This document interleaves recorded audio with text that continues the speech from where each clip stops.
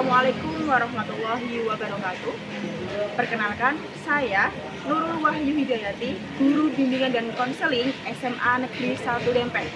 Kali ini saya akan mengimplementasikan jurus 1 BK Hebat, yaitu kenali potensi. Selamat menyaksikan.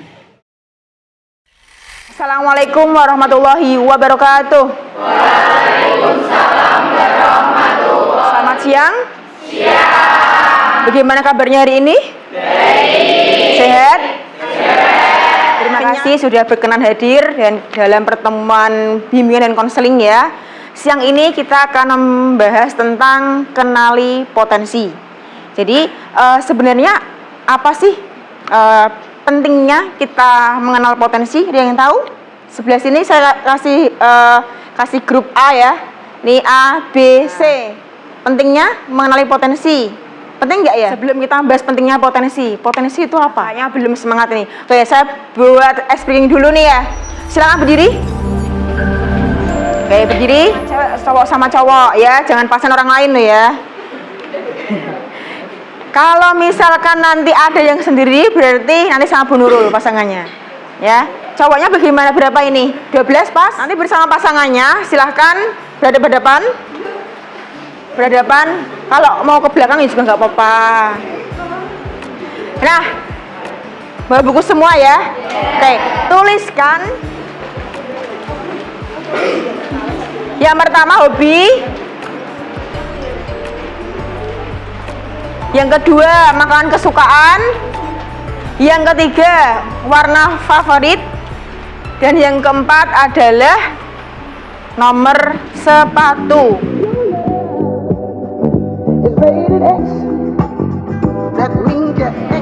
Oke. Hitungan 3. Semua aktivitas stop. 1, 2, 3. Stop. Sekarang saling cross check dengan temennya, apakah benar. Kalau benar dicentang, kalau salah disilang. Silakan tukeran. Kok bisa? Bisa dong. Sudah? Jadi cek and recheck. Jangan sudah benar, sudah belum. Ada yang benar semua? Kok B-nya mesti tanya-tanya mesti ini? Oh enggak ya? Oke. Kok bisa benar semua? Oh, teman dari SMP udah kenal lama. Yang benar semua, kenapa bisa benar semua? Oh, teman SMP pernah cerita juga. Yang salah semua ada? Mana yang salah semua? Karena baru kenal. Oh, baru kenal, wajar ya. Artinya kalau kita tidak mengenal, mesti kita tidak bisa menuliskan jawabannya. Oke, sudah kelihatan udah agak rileks nih. Silakan duduk lagi. Nah, berarti kalau belum kenal sama sekali, kalian tidak bisa menuliskan atau menebak-nebak. Nah, sama dengan potensi. Potensi itu harus diapakan dulu berarti? Dikenal dulu. Nah, yang akan kita bahas siang ini yaitu potensi itu. Lanjut, handphonenya dikeluarkan. Untuk yang pertama kalian buka link itu. Sudah? Sudah menemukan linknya? Nah, aku pintar. Sudah ya? Yang bisa langsung ikuti tes. Kamu nggak bawa handphone, Dok? Bisa? Oh. Bisa ya, akhirnya bisa kan? Nanti kalau tes pertama sudah, hasilnya apa? Di screenshot. Loading ya, Bu? Iya, tunggu dulu, sabar.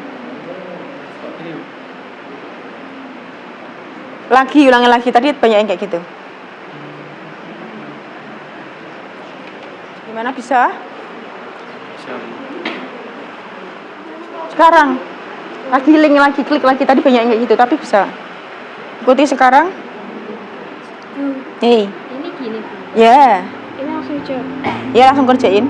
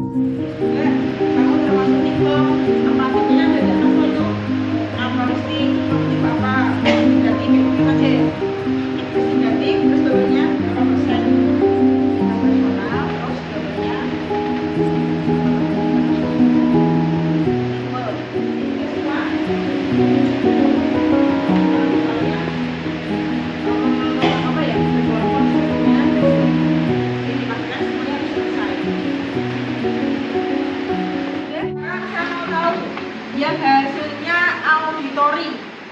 Yang isinya auditori siapa? Auditori 1, 2, 3, 4, 5, 6, 7, 8 ya. Nah, sekarang yang visual. Ada yang kinestetik, hanya katok atau strike berapa. Nah sekarang saya ingin kalian mengelompok sesuai dengan gaya belajar. Ada auditori, ada visual, dan ada silakan.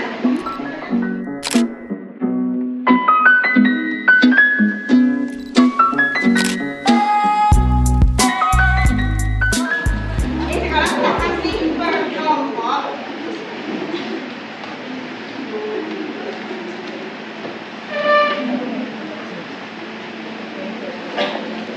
Sorry ya, visual.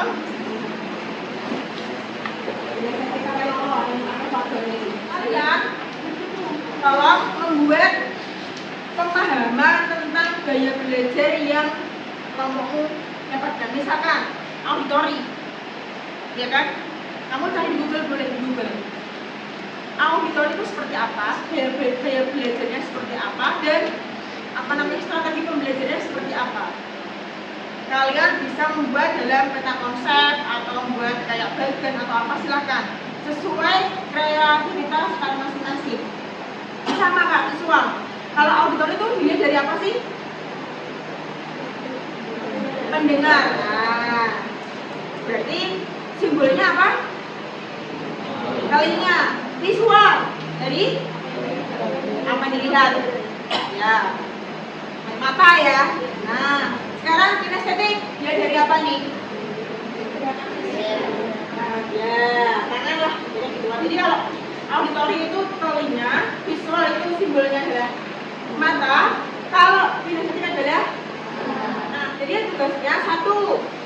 Sebelum ini kan presentasi semua nih, masing-masing kelompok harus bikin judulnya sesuai dengan kelompok kalian. Misal kalian dapatkan kinestetik, nah kalian hubungkan aja. Udah harus sesuai, misalkan kayak ya setidaknya buat rame-rame. Kalau kalian kompak dan kalian ada penunjukan kalian ada orang-orang yang kinestetik. Secara visual juga sama, kalian juga buat konsep tentang visual dan bagaimana kalian membuat dalil tentang visual itu. Visual itu mata, nah soalnya visual mata, bagaimana kalian membuat dalil tentang mata. Ini tentang tangan atau kaki atau apalah terserah. Namanya apa, visual apa, kinestetik apa, judulnya. Mungkin auditori juga sama. Auditori buat judul kelompoknya auditori apa ya? Silakan. Nggak usah minder insecure itu dengan kelompok yang banyak. Sama-sama bisa. Cuma hanya gaya belajarnya yang berbeda. Ini auditori, ini visual, dan ini kinestetik. Silakan. Ayo, kita beri waktu hanya 7 menit aja ya, lama-lama.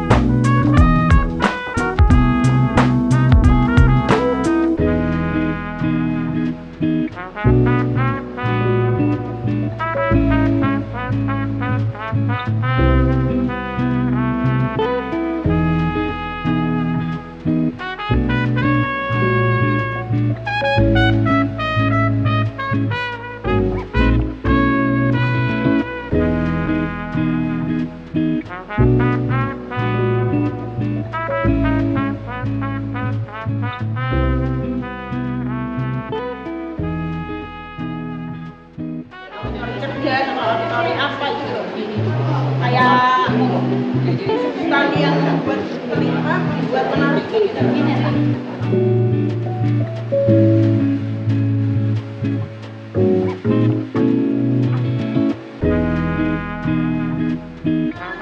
Satu selesai semuanya selesai aktivitas nanti yang buat konsep selesai.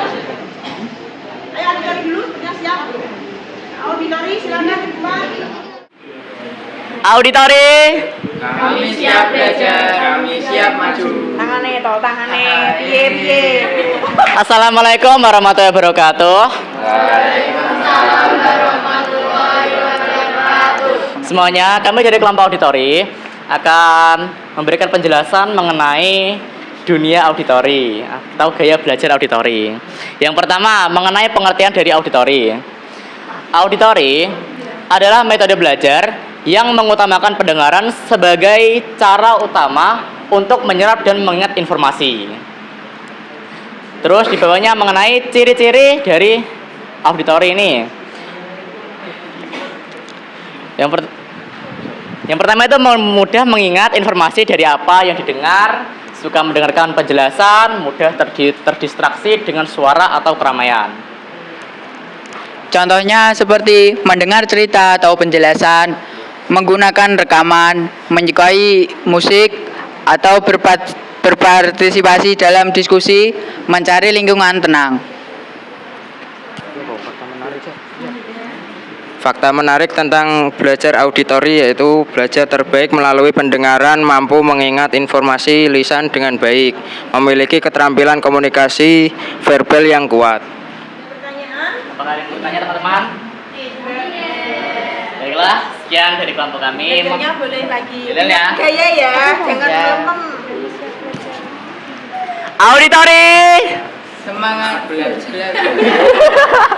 Visual, gaya belajar yang paling keren. Visual, yes. Rahim, yes. Belajar dari budaya kita pasti sukses. Assalamualaikum warahmatullahi wabarakatuh. Waalaikumsalam warahmatullahi wabarakatuh.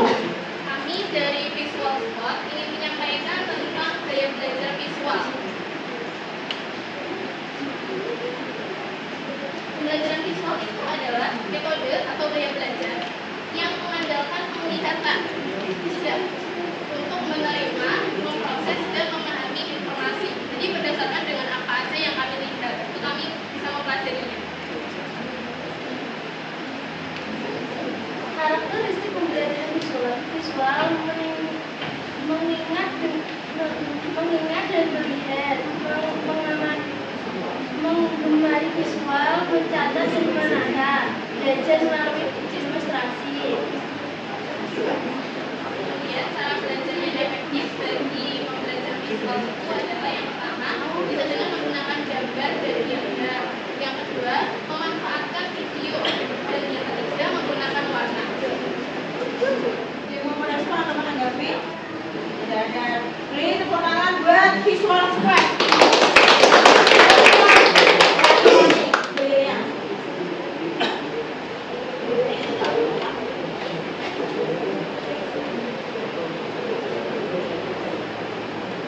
Visual, gaya belajar yang paling keren. Visual, yes. Kreatif, yes. Belajar dari budaya kita pasti sukses.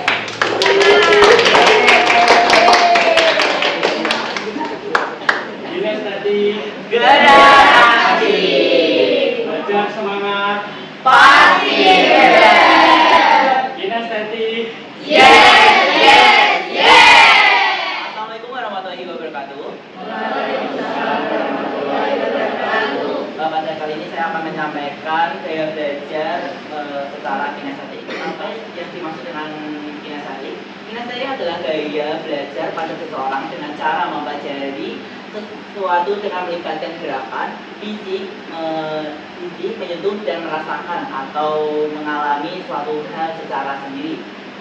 Kinestetik memiliki beberapa ciri, ada 3 ciri. Yang pertama, belajar lewat gerakan tubuh. 2, suka praktik langsung. Dan ketiga, sulit fokus kalau hanya duduk diam. Kurangannya adalah kita bisa cepat bosan dengan teori. Jadi kalau kita bosan itu bisa dengan mempraktekkan juga. Yang kedua adalah sulit fokus pada bacaan yang panjang. Lebihnya yaitu cepat memahami lewat pengalaman langsung, kreatif dan melakukan sesuatu, kreatif dalam melakukan sesuatu. Selanjutnya, strategi dalam belajar kinestetik itu ada 3. Yang pertama, belajar sambil bergerak, yaitu berjalan menulis di papan. Yang kedua, menggunakan alat peraga atau benda nyata. Dan yang ketiga, role play atau bermain peran. Itu sekian dari kelompok kami. Wassalamualaikum warahmatullahi wabarakatuh. Waalaikumsalam warahmatullahi wabarakatuh. Kinestetik. Generasi. Belajar semangat. Pasti hebat. Kinestetik. Yes, yes, yes.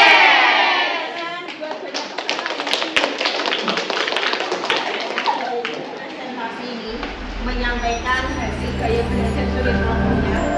Sebenarnya potensi apa saja yang Anda kenali dari hasil asesmen sederhana di atas. Jadi setelah kalian menggunakan asesmen tadi, potensi apa yang kamu dapatkan? Karena ternyata gaya belajar saya itu di itu. Tadi ada nggak penjelasannya tentang cara belajar itu seperti apa? Terus yang kedua, yang pertama tadi multiple intelligence itu lebih kemana itu tadi? Prakteknya. Terus belajar seperti apa? Nah, bagaimana hal ini dalam membantu kalian dalam belajar? Apakah setelah ini kalian akan menggunakan strategi dalam proses belajar atau bagaimana? Auditori, kan kamu sudah memberikan sudah mengasihkan, oh saya ternyata di auditori ini. Untuk kedepannya berarti saya auditori tadi kan lebih ke pendengaran. Berarti cara belajar saya adalah mendengarkan dengan penjelasan ya. Apakah itu akan membuat lebih responnya atau pemahaman lebih mudah kepada visual? Ya, berarti kalau auditori itu pendengaran. Kalau visual bagaimana nih? Dengan kalian sudah mengetahui, oh ternyata saya itu lebih mudah mengamati apa sih yang dilihat. Terus setelah itu Oke. Kita saja gini, sama. Apakah yang kalian dan kalau itu aku lebih condong ke sini seperti ini. Terus kedepannya pendapatan belajarnya Jadi kita tuh tidak hanya menggunakan teori atau penjelasan saja, tapi harus diterapkan juga langsung. Kayak harus dipraktekkan secara langsung. Jadi ini jadi kalau saya bisa menemukan itu perpaduan ya dari mendengarkan terus visual sampai akhirnya kalian harus praktekkan. Tadi pertama aktivitas kalian sudah melakukan aktivitas dengan cara mengerjakan asesmen dan membuat konsep tentang gaya belajar, dan yang ketiga kita akan memahami tentang teori kecerdasan. Bisa dibaca? Kita menemukan bahwa kecerdasan adalah tunggal. Setidaknya ada 8 macam kecerdasan sehingga yang mana ada dan segala macamnya masing-masing. Oke, kecerdasan itu tidak tunggal. Ada berapa? 8 angka. Mencerminkan karakter berilmu yang dengan ilmunya tersebut mampu mengantarkan kepada jalan keberkahan dunia yang bertangkat pada kemuliaan hidup untuk kekal di akhirat. Ilmu tidak menjadikan terjadi seseorang sombong dan juga bukan ilmu yang membawa pada kemudaratan. Mencerminkan pribadi yang bertoleransi, senang berkorban atau mendahulukan kepentingan orang lain. Untuk ini juga senang menerima kritikan dan masukan dari orang lain terhadap dirinya untuk menjadikan bahan refleksi diri, serta memiliki rasa kasih sayang terhadap sesama. Itu beberapa macam kecerdasan. Disebut kecerdasan majemuk. Ada berapa tadi? 8. Baca. Kecerdasan yang pertama, cerdas visual spasial. Menafsirkan gambar grafik dan bagian dengan baik, menikmati gambar, menulis dan seni visual, mengenali pola dengan mudah. Perspektif yang berbeda, menciptakan hubungan positif dengan orang lain, selesaikan konflik dalam pengaturan proyek. Pahami dasar motivasi dan perasaan sendiri. Oke. Yang membedakan apanya? Coba amati dari ciri-cirinya ini. Kalau ada yang jawab, silakan. Perbedaan antara intrapersonal dan interpersonal. Belum? Visual? Interpersonal itu tuh melibatkan komunikasi dan hubungan positif dengan orang lain. Sedangkan kalau intrapersonal itu tuh lebih ke analisis. Oke. Bagus. Ada lagi yang mau menyempurnakan antara interpersonal sama intrapersonal. Kinestetik, dia mau bersuara. Kalau intra itu lebih ke menjelaskan atau menganalisis dari diri sendiri, sedangkan inter itu menganalisis dari cari berkomunikasi kepada seseorang. Kayak lebih apa ya, lebih pertanyaan lagi. Kalau intra itu hubungan dengan diri sendiri. Nah, itu intra itu dengan diri sendiri. Kalau inter berhubungan dengan orang yang mungkin tertib, disiplin, tidak pernah terlambat, rajin mengulang tugas, on time, itu nih intrapersonalnya yang baik. Gitu. Jadi dipahami ya. Ada juga yang interpersonalnya baik, tapi dia dalam mengelola dirinya berantakan. Ada juga yang intrapersonalnya sangat rapi, tapi interpersonalnya mungkin kurang karena ada apa namanya itu tipe orang introvert sama extrovert seperti itu. Dipahami ya? Intra berarti apa? Lebih untuk memahami diri sendiri. Kalau inter berhubungan dengan orang lain. Cerdas naturalis. Naturalis tertarik pada mata pelajaran seperti botani, biologi, dan zoologi, mengategorikan dan membuat katalog informasi yang mudah, menikmati berkemah, berkebun, bikin, dan menjelajahi alam bebas. Tidak suka mempelajari topik asing yang tidak ada hubungannya dengan alam. Masalah yang sangat baik, senang memikirkan ide abstrak, seperti melakukan eksperimen ilmiah, cerdas musikal. Ada yang dapat musik musikal? Ada? Musik suka menciptakan lagu, memahami dan mengingat melodi serta menciptakan melodi baru, mampu menghargai dan menikmati berbagai jenis musik, mampu mengikuti dan menciptakan pola ritmis dalam musik. Visual ini. Nah, coba visual, silakan dari pojok ini, Mbak. Diagram ini map, video, ilustrasi atau slide presentasi. Saat memahami pelajaran, cenderung membayangkan jalan pikirannya. Strategi pembelajaran yang efektif. Gunakan gambar, peta konsep, video, infografis. Ajak murid membuat catatan warna-warni, mind map atau sketching Visual, cara belajarnya ya ini, membuat peta konsep. Banyak kan sekarang kalau kalian melihat di Instagram banyak siswa-siswa itu ketika disuruh mengerjakan sejarah itu membuat peta konsep seperti apa, tahu toh? Nah, kalian yang mungkin termasuk visual bisa menggunakan ini untuk lebih apa ya, mengingatnya itu cepat.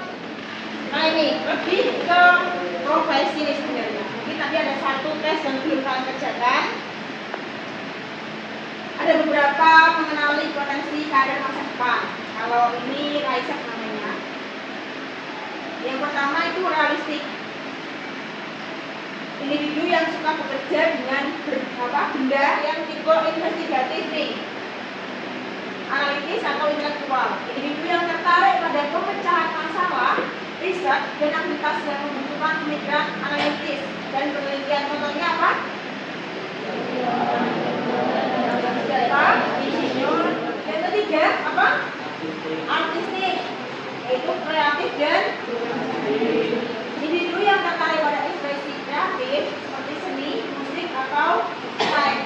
Contoh profesi yang cocok adalah seniman, penulis, aktor, desainer grafis, musisi dan persuasif. Ayo apa? Mengajak dan mempengaruhi. Individu yang menyukai kegiatan yang berhubungan dengan kepemimpinan, persuasi dan mengambil keputusan dalam konteks bisnis atau Contoh profesi yang cocok adalah apa? Pengusaha, politikus, manajer, dan acara. Selanjutnya adalah konvensional, yaitu orangnya kerjanya terstruktur dan teliti. Individu yang cenderung tertarik pada pekerjaan yang terstruktur, sistematis, dan terkait dengan pengelolaan data atau informasi. Contoh profesinya apa?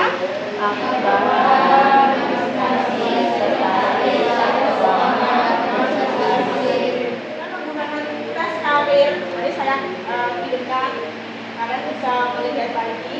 Murid dapat mengetahui tipe kepribadian karir dan dapat diarahkan ke jalur karir yang sesuai dengan minat dan karakteristik. Saya bagi untuk membantu. Kalian bisa isi nanti.